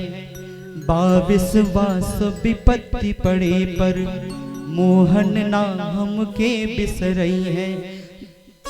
देर लगी ना अबेर लगी बिरना हिरना यस धावल नहीं है। अब भौजी की गोद में हुई है तबो मोर टेर सुनी फिर ना रही पई है। बोली क्या दुशासन, तुम साड़ी को खींचो। आज मैं अपने भैया को बुला रही हूँ, मेरे भैया मेरी करुण करुण क्रंदन को पुकार को सुन करके स्वयं को रोक नहीं पाएंगे। और यदि भौजी की गोद में सर रख के सोए होंगे ना, तो अपनी बहन की आवाज को सुन करके वो रुकेंगे एक पल भी नहीं। कुछ देर हो गया, कन्हैया जी नहीं आए, तो अब द्रौपदी मैया कन्हैया जी को धमकी दे रही है। बोली क्या? गाढ़े में जो बिसरई बाहरी, गाढ़े माने विपत्ति, तजा तो हसे हम बोलब नाही। देखिए बहन एक भाई से ऐसा कह सकती है, हाँ? गाढ़े में जो बिसरई बाहरी, तजा तो हसे हम बोलब नाही। तू बहिना बहिना कहबा, पर नाता कबो हम जोड़ब नाही। सावन में तोहे बांधे बदे, जरई कबो ताल में बोरब नाही। और खींच पूस में जो खिचड़ी लेके आईबा, भले सरी जाई मुखोलब नाही। भैया लोग जाते हैं ना बहनों के यहाँ खिचड़ी लेकर के, तो आज कह रही कि पूस में तुम खिचड़ी लेकर के आओगे, खिचड़िया सरी जाएगा, मुझको खोलबे नहीं करेंगे, ऐसा बताया। इतना सुना जब हमारी कन्हैया जी ने अपनी बहन की आवाज को सुना, तो तुरंत दौड़ पड़ते हैं। क्या हुआ? आगे से चीर बढ़े नभ में, ओकरा पछवा दौड़े ले मुरारी। आज कन्हैया भगे इतना, उनका के न छू पौले उर्गारी। उर्गारी माने गरुण पक्षी। आगे आगे चीर, उसके पीछे हमारे कन्हैया जी, उसके पीछे गरुड़ पक्षी, जो कि मन की गति से भी तेज चलता है। इतना तेज हमारे कन्हैया जी भगे हैं।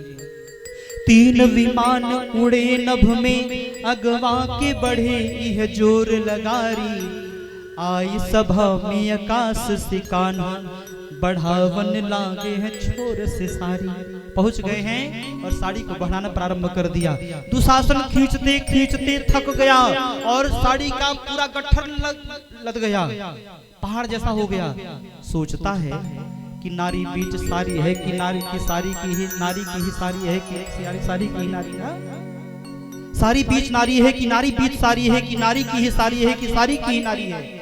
चिंतित तो हो गया, परेशान हो गया, भैया इतना साड़ी कहां से आ रहा है? लगता है कि द्रौपदी साड़ी से ही बनी है।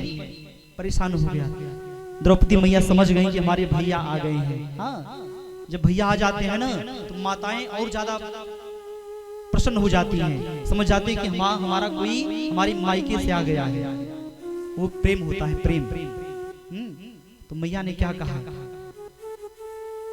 मैया के कहने से पहले दुर्योधन ने कह दिया। क्या? किसको? दुशासन को। अरे दुशासन क्या कर रहा है? इतना देर से खींचते खींचते परेशान हो गया है। क्या कहे? साड़ी घटे न तो बोला दुर्योधन, खींच दुशासन जोर लगा दे। ये सुन द्रौपदी जी हंस बोली, तू अब जोड़ लगा सहजादे। बाती दयादी की आई गई बात, बाती पे बाती हमें भी कहे दे। चीर घटी न दुशासन से, अपना अनहरा पपवा के पठा दे। बोली क्या? दुशासन थक गया हो खींचते खींचते, तो दुर्योधन तुम भी आ जाओ, तुम भी थक जाना। अपने पिताजी जो धृतराष्ट्र हैं उनको भेज देना, जो भी आकर के साड़ी को खींच ले, देखती हूँ मैं क्या होता है। हमारे कन्हैया जी द्रौपदी जैसे कहते हैं क्या? आई की कन्हैया कहे बहिना, कहे बोलत नहीं के कोहाइल बानी। राहे में ना पनियो पियनी, तनी देख हमें की घमाइल बानी। बाहन बा अबही मोर पाछे, मु पैदल धावल आवत बानी। द्वारकाधीश के ते बहिना, लुगरी बद काहे कोहाइल बाड़ी। अरे तुम द्वारकाधीश की बहनों कोई ऐसी वैसी नहीं हो, तुम्हारे लिए पूरे ब्रह्मांड की साड़ी ला करके मैं हाजिर कर दूं। और बोले क्या? खींच दे साड़ी मु देखत बानी, यहाँ पर के बलवान बड़ाबा। बहिना गुहार पे भाई भी, आके सभा बिचवा में खड़ाबा। फिर क्या? उंगली दिखा रही है। भारी के तेसन बनहली सड़िया, अब ही अंगुरी में निशान पड़ावा। असूद में ढाकब लाज तोहार, मूल तोहार पड़ा का पड़ा बा। ए बहन, जो तुमने मेरे हाथ में उंगली में साड़ी बांधी थी ना, निशान दिखा रहे हैं। बोले क्या?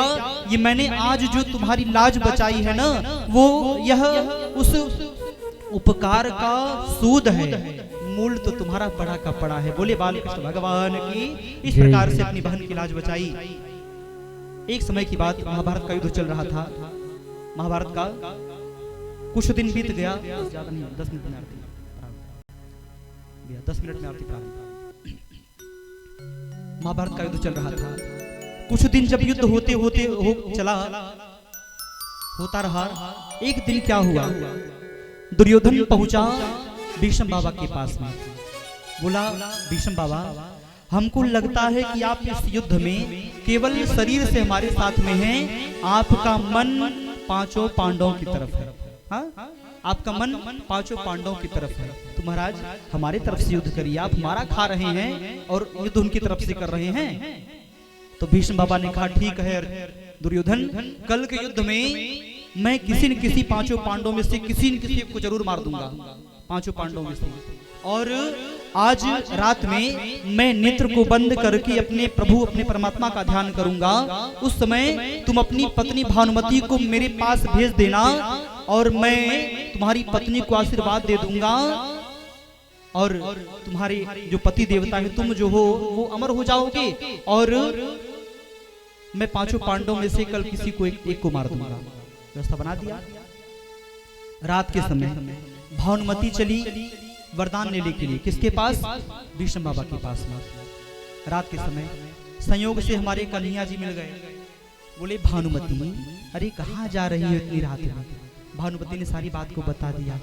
कन्हैया जी ने कहा, ए भानुमति, ऐसा है, रात के समय किसी पराये पुरुष के कमरे में स्त्री को नहीं जाना चाहिए। हाँ? किसी पराये पुरुष के कमरे में स्त्री को नहीं जाना चाहिए। यदि तुमको आशीर्वाद ही लेना है तो सुबह चली जाना। इसमें क्यों चिंतित हो रही, क्यों परेशान हो रही हो? सुबह चली जाना। भानुमति ने कहा, ठीक है। ऐसा बताया, ऐसा समझाया हमारे कन्हैया जी ने कि भानुमति की बुद्धि फिर गई। भानुमति भीष्म बाबा के पास में गई ही नहीं। हमारे कन्हैया जी ने कहा, बढ़िया आवाज चल रहा है, बाहर घूमो टहलो, सुबह जाना, कहाँ जा रही है? बुद्धि को फिरा दिया। अब भानुमति जो है वो बाहर रह गई। हमारे कन्हैया जी दौड़ करके पहुंच गए द्रौपदी के पास में। बोले, द्रौपदी, ये सोने का समय नहीं है, ये समय है वरदान लेने का, और चलो चलो चलो चलो। द्रौपदी को ले करके पहुंच गए कहाँ? भीष्म बाबा के महल में। और बोले, क्या द्रौपदी, जाओ भीष्म बाबा के चरणों में सर को इसे झुका देना, और जब तक भीष्म बाबा अखंड सौभाग्यवती होने का वरदान न दे दें तब तक सर को ऊपर करना ही मत। सारी व्यवस्था को बना दिया। अब द्रौपदी जी जल्दी जल्दी गई। भीष्म बाबा नेत्रों को बंद करके कमरे में बैठे हैं। द्रौपदी जी सर को ऐसे भीष्म बाबा के चरणों में झुका दिया। लेकिन जल्दबाजी में एक गलती हो गई, हमसे नहीं, द्रौपदी जी से गलती हो गई। क्या? कि जल्दबाजी में दरवाजे पर ही अपना चप्पल उतार दिया। चप्पल। हमारे कन्हैया जी ने सोचा कि अभी भीष्म बाबा आंख खोलेंगे और द्रौपदी जी के चप्पल को देखेंगे तो समझ जाएंगे ये चप्पल भानुमति का नहीं, ये चप्पल द्रौपदी जी का है। क्योंकि सबकी दृष्टि जो है, कोई किसी स्त्री को पैर सर चेहरे से नहीं दिखता था, पैर से ही दिखता था। सबकी दृष्टि पैर पर ही होती थी। तो बोले, क्या? जब भीष्म बाबा नेत्र खोलेंगे और चप्पल को देखते ही पहचान जाएंगे कि ये चप्पल भानुमति का नहीं बल्कि द्रौपदी का है, तो आशीर्वाद नहीं देंगे। तो क्या किया? आज हमारे कन्हैया जी ने द्रौपदी मैया की चप्पल को अपने रेशमी दुपट्टे में ऐसे उठाया, उठा करके इसे लपेट लिया, लपेट करके ऐसे हाथ में दबा लिया, दबा करके और दरवाजे के पीछे जाकर के छुप गए। दरवाजे के पीछे जाकर के छुप गए। अब भीष्म बाबा जो हैं, भीष्म बाबा ऐसे नेत्र को खोले, द्रौपदी जी ऐसे सर को झुकाई है भीष्म बाबा के चरणों में। भीष्म बाबा ने कहा, सौभाग्यवती भव। द्रौपदी मैया ने सर को नहीं उठाया। बोला, सौभाग्यवती भव, द्रौपदी मैया ने सर को नहीं उठाया। तीसरी बार कह दिया, क्या? अखंड सौभाग्यवती भव। द्रौपदी मैया ने सर को उठाया। जैसे ही द्रौपदी जी को देखा आज भीष्म बाबा ने, ब्लड प्रेशर हो गया 520, ब्लड प्रेशर हो गया 520। अरे द्रौपदी तुम कैसे आने वाली तो थी, भानुमति तुम कैसे आ गई? तब द्रौपदी जी ने कहा ऐसे बस ऐसे आ गई। अच्छा अच्छा तुम आई हो तो टेढ़ी टांग वाला कन्हैया जरूर आया होगा, तुम आई हो तो टेढ़ी टांग वाला कन्हैया जरूर आया होगा। इतना सुना जब हमारे प्रभु ने, हमारे परमात्मा ने, तो द्रौपदी जी के चप्पल को ऐसे हाथ में दबाए, दरवाजे के पीछे से निकले, दरवाजे के पीछे से मुस्कुराते हुए निकले। भीष्म बाबा ने जब कन्हैया जी को देखा इस स्वरूप में, बोले द्रौपदी जिसके चप्पल की रखवारी कन्हैया करता हो, जिसके चप्पल तक की रखवारी कन्हैया करता हो, उसे भला कोई हरा पाएगा? कदापि नहीं, जाओ पांडव तुम्हारी विजय होगी और तुमको कौरव मार नहीं पाएंगे। बोले बालकृष्ण भगवान की जय। तो भीष्म बाबा ने कहा ये द्रौपदी उस समय मैं तुम्हारी रक्षा नहीं कर सका। क्यों? क्योंकि मैंने अनाज गलत खाया था। कहा गया है जैसा खाए अन्न वैसा हो मन, जैसा हो मन वैसी हो मति, जैसी हो मति वैसी हो रति, जैसी हो रति वैसी हो गति। अनाज का प्रभाव बहुत बड़ा पड़ता है जीवन में। इतना जब सब कुछ समझाया, अब खड़े खड़े हमारे कन्हैया जी ऊब गए हैं, सोच रहे हैं कि कब, पता नहीं अब ये कब अपना यह जो वक्तव्य है बंद करेंगे। और मरना कोई चाहता नहीं। भीष्म बाबा को यह वरदान प्राप्त था कि जब चाहेंगे तब मरेंगे, मरना कोई चाहता नहीं है। हमारे कन्हैया जी खड़े खड़े थक गए, परेशान हो गए, किया तो क्या जाए, क्या करें, अभी मरेंगे तब मर जाएंगे। भीष्म बाबा ने कन्हैया जी को देखा, बोले अरे कन्हैया तुम्हारा चेहरा क्यों उतरा हुआ है, क्या कारण है? कन्हैया जी ने कहा बाबा मैं सोच रहा हूँ कि घर कब जाऊंगा, पता नहीं कब आप शरीर छोड़ेंगे। भीष्म बाबा ने कहा कन्हैया हर एक व्यक्ति चाहता है कि मृत्यु कैसा हो, आप सामने हैं, आप सामने हैं, मुस्कुरा दीजिए, आपको देखते हुए प्राण निकल जाए, इससे बढ़िया कुछ मृत्यु हो सकता है? हर एक व्यक्ति चाहता है मृत्यु कैसा है, कैसा हो। इतना तो करना स्वामी जब प्राण तन से निकले, इतना तो करना स्वामी जब प्राण तन से निकले, इतना तो करना स्वामी जब प्राण तन से निकले। गोविंद नाम लेकर, गोपाल नाम लेकर, गोविंद नाम लेकर तब प्राण तन से निकले, इतना तो करना स्वामी जब प्राण तन से निकले।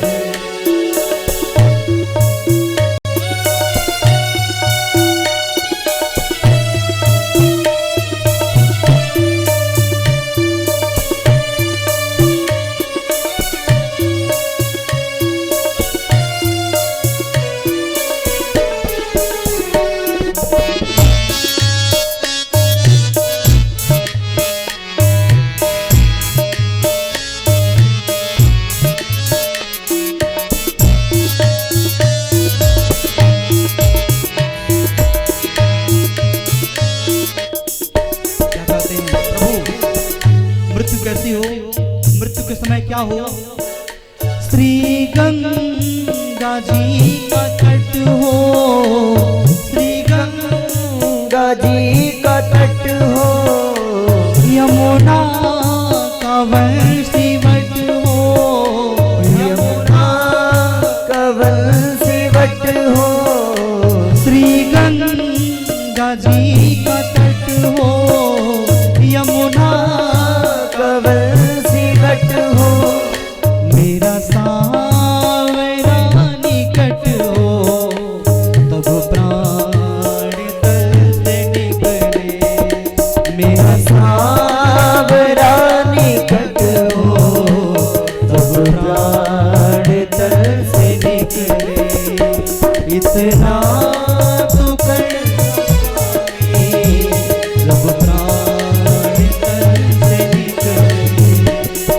इतना तो करना स्वामी जब प्राण तन से निकले।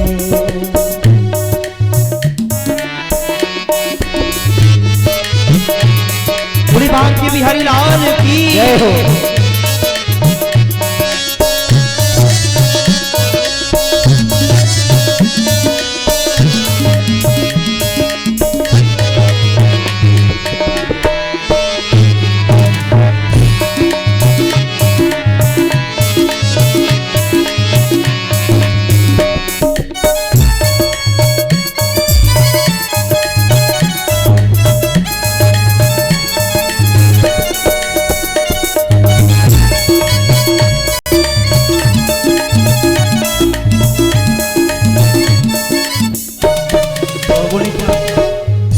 कैसा हो पीतांबरी कसी हो, पीतांबरी कसी हो, छवि मन में बसी हो, छवि मन में ये बसी हो।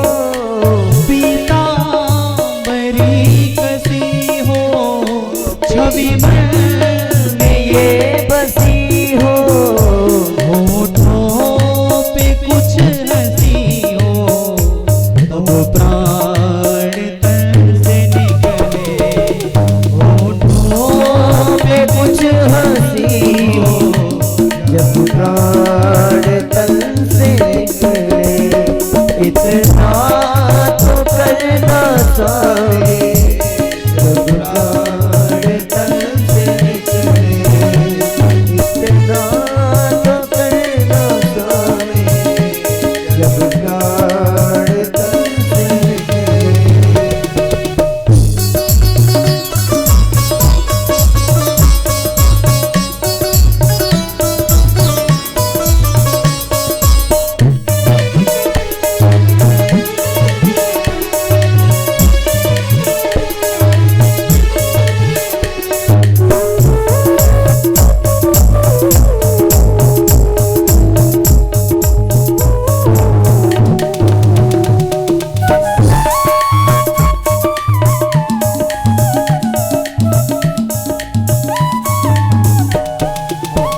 भाव क्या है ये प्रभु?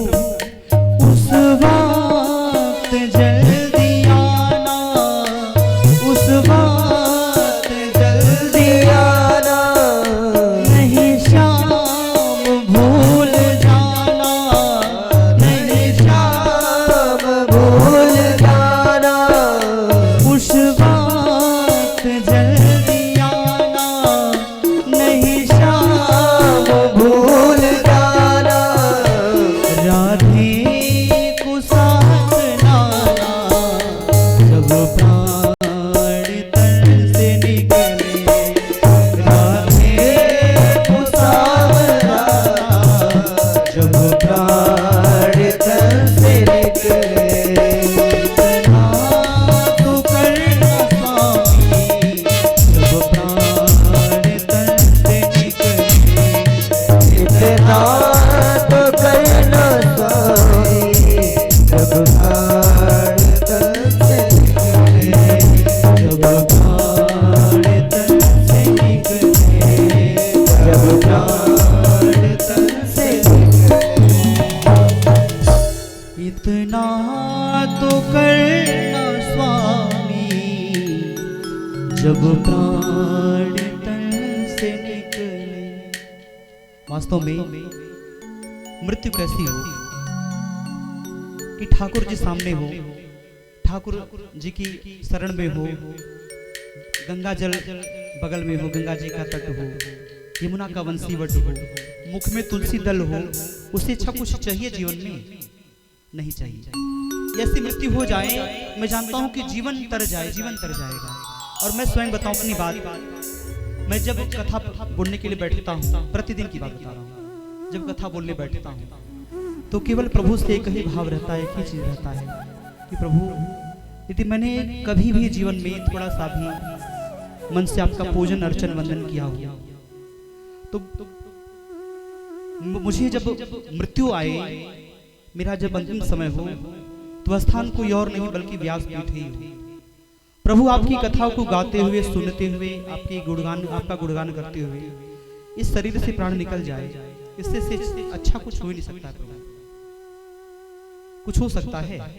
ठाकुर जी की कथा को गाते सुनते, ठाकुर जी के भजनों को गाते, ठाकुर जी की कथा बोलते, व्यासपीठ पर कुछ हो जाए तो इससे बड़ा कुछ हो सकता है? कुछ नहीं हो सकता है। तो ठाकुर जी से हम केवल ही मांगते हैं कि प्रभु जब कुछ ऐसा हो तो वह स्थान व्यासपीठ ही हो और कुछ ना हो। बोले बाल कृष्ण भगवान की जय। इतना सब सुनाते सुनाते सूर्य उत्तरायण हो गया और भीष्म बाबा ने कहा कन्हैया जी से, प्रभु थोड़ा सा मुस्कुरा दीजिए, आपकी मुस्कुराहट को हम जी भर के निहार लें, जी भर के अपने मन में बसा लें, उसके बाद मैं अपने प्राण को छोड़ दूंगा। हमारे कन्हैया जी थोड़ा सा मुस्कुराए, भगवान की छवि को अपने हृदय में उतार लिया। भगवान को निहारते निहारते भीष्म बाबा ने अपने शरीर से प्राण को अलग कर लिया और प्रभु के चरणों में समाहित हो गए। बोली बाल कृष्ण भगवान की जय हो। कहा गया है ना, हरि अनंत हरि कथा अनंता, कहि सुनहि बहुविधि सब संता। ठाकुर जी की कथा तो अनंत है, कितना कहा जाए। 7 दिन नहीं 7 जन्म तक लगातार कथा बोलेंगे ना, तभी कभी पूरा होने वाला नहीं है, कभी खत्म होने वाला नहीं, 7 जन्म तक। और हम बताएं हमारा कब तो मन नहीं भरता है। उठने के बाद में थोड़ा पैर में दर्द होगा, लेकिन जब तक बैठा रहूंगा 10 घंटा 12 घंटा ऐसे बैठा रहूंगा, हिलूंगा नहीं, मन नहीं भरता हमारा। लेकिन एक कथा व्यास का काम ये केवल कथा बोलना नहीं, सबके चेहरे को देख करके मनोभाव को पढ़ना भी होता है। कल रात में चूंकि विलंब हो गया था तो सारा दिन डिस्टर्ब रहा, सोने के लिए इच्छा होती रही, हमारी नहीं सबकी स्थिति वही, सबका स्थिति वही रहा। मैं जानता हूं कि आपके परिवार में भी लोग ऐसे ही मानसिकता से गुजरे होंगे, ऐसी ही समय से। तो समय की परिधि में रहा जाए। तो आज चूंकि साउंड सर्विस की वजह से थोड़ा लेट हो गया, कुछ समस्याएं रही, तो चलिए ठीक है, होती रहती है समस्याएं।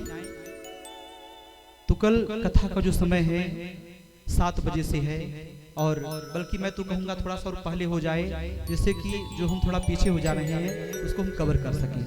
तो कल कथा का समय जो है 6:30 बजे से है, 6:30 बजे से लेकर के और अधिकतम 9:30 से 10 बजे के बीच में कथा विराम हो जाए। बोले बाल कृष्ण भगवान की समय की परिधि में रहा जाए, समय से ऊपर न हो जाए।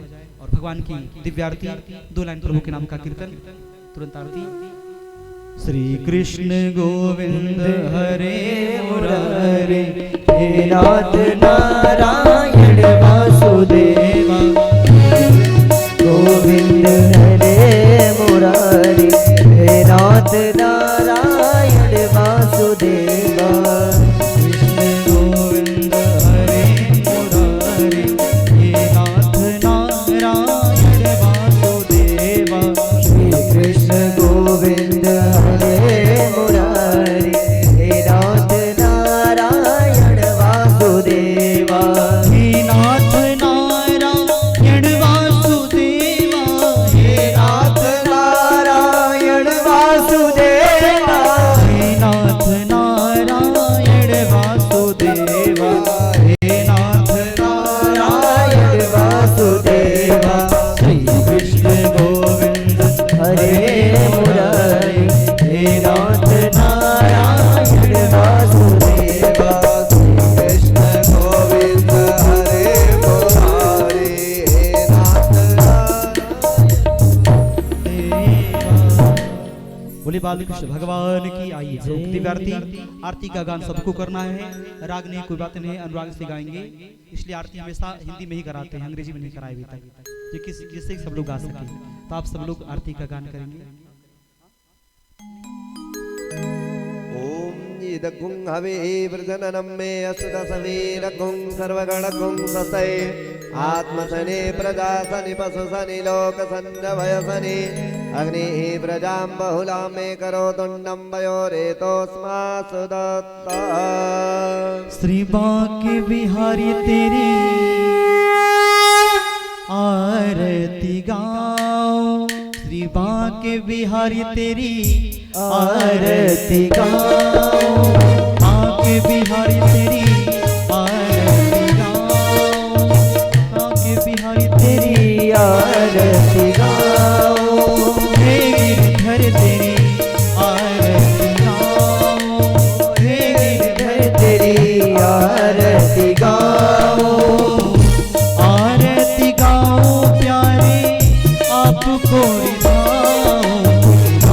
बिहारी तेरी आरती गाओ, माँ के बिहारी तेरी आरती गाओ।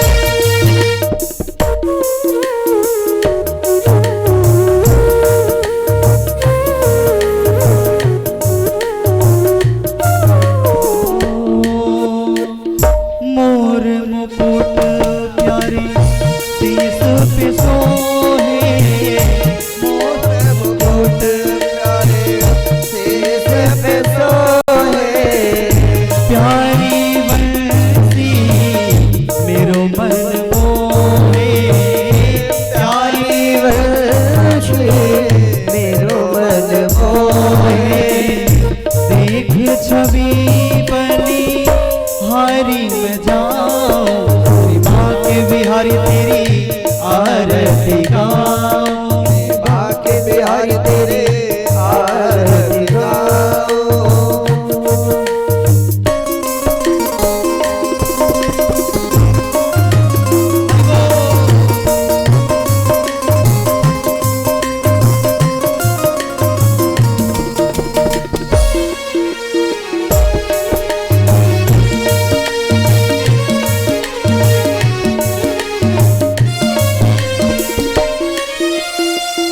चरणों से निकली है गंगा प्यारी, चरणों से निकली है गंगा प्यारी, जिसने सारी दुनिया तारी, जिसने सारी दुनिया तारी। मैं उन चरणों की दर्शन पाऊं, माँ के बिहारी तेरी आरती गाऊं, माँ के बिहारी तेरी आरती गाओ।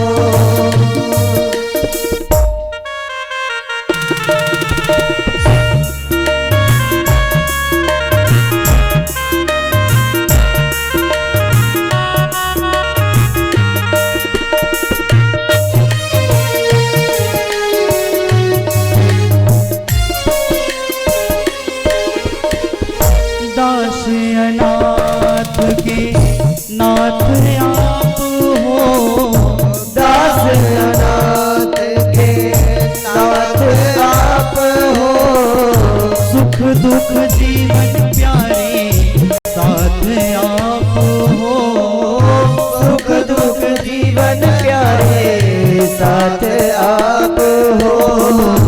हर चरणों में मैं शीस झुकाऊं, माँ के बिहारी तेरी आरती गाओ, मैं गिरधर तेरी आरती गाओ।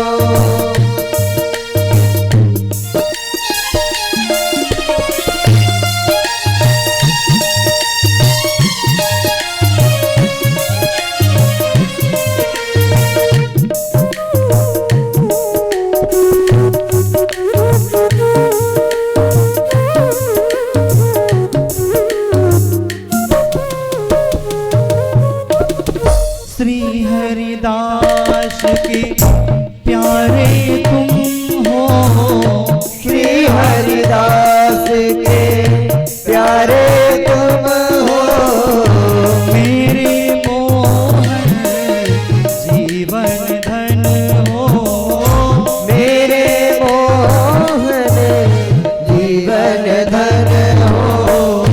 देख युगल छवि बलि बलि जाओ, माँ के बिहारी तेरी आरती गाओ, हे गिरधर तेरी आरती गाओ। आरती गाओ प्यारे आपको मिलाओ, माँ के बिहारी तेरी आरती गाओ, हे गिरधर तेरी आरती गाओ। पूर्ण गौरम करुणावतारम संसार सारम दुर्गे हारम, भवानी तं नमामि त्वमेव माता सुता त्वमेव त्वमेव बन्धु सखा त्वमेव त्वमेव वेद्याद्गुणं त्वमेव त्वमेव सर्वं मम देव देव सीताराम राम राम सीताराम राम राम सीताराम राम राम सीताराम राम राम सीताराम राम राम सीताराम राम राम सीताराम राम राम सीताराम राम राम राधे श्याम श्याम श्याम राधे श्याम श्याम श्याम राधे श्याम श्याम श्याम राधे श्याम श्याम श्याम राधे श्याम श्याम श्याम राधे श्याम श्याम श्याम राधे श्याम श्याम श्याम राधे श्याम श्याम श्याम सीताराम राम राम सीताराम राम राम सीताराम राम राम सीताराम सीताराम राम राम सीताराम राम राम सीताराम राम राम राधे श्याम श्याम श्याम राधे श्याम श्याम श्याम राधे श्याम श्याम श्याम राधे श्याम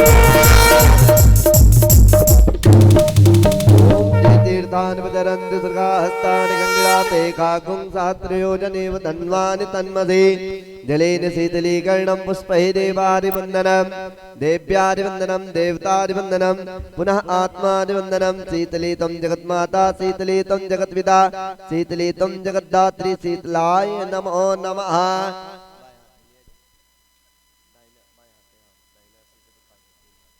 ओम देवादिवन्दनं देव्यादिवन्दनं देवतादिवन्दनं पुनः आत्मादिवन्दनं आराधि ग्रहणम्